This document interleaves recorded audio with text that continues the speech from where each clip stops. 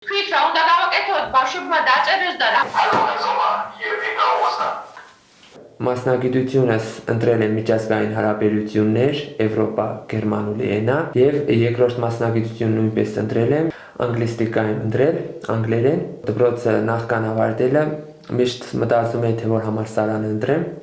քանի որ Վրաստանում կան տարբեր համալսարաններ, որոշեցի Իլյա Ճավճավաձեի անվան պետական համալսարանը եւ շատ գոհ եմ իմ ընտրությունից։ Nein, ich habe keine Frage. Dann verabschiede ich mich von euch bis Donnerstag. Tschüss, bis Donnerstag. Վրացերեն իմացության մակարդակը նինոց Մինդայում շատ բարձր է,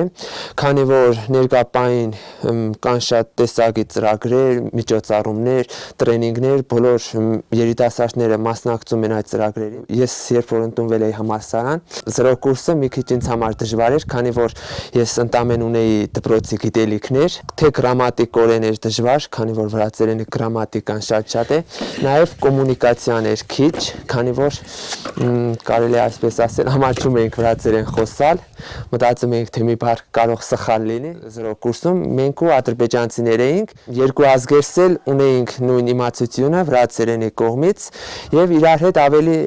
ազատ ու հեշտ էինք խոսում։ Վրացիների հետ, մեր դասախոսների հետ մի քիչ դժվարանում էինք, քանի որ այդպես լավ չէր էլի մեր գրամատիկան։ Աստիճանաբար սկսեցինք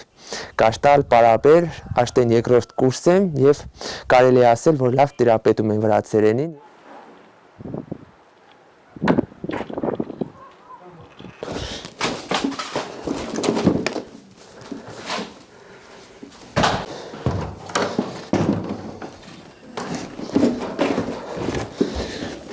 Հրավառուսությունը նույնպես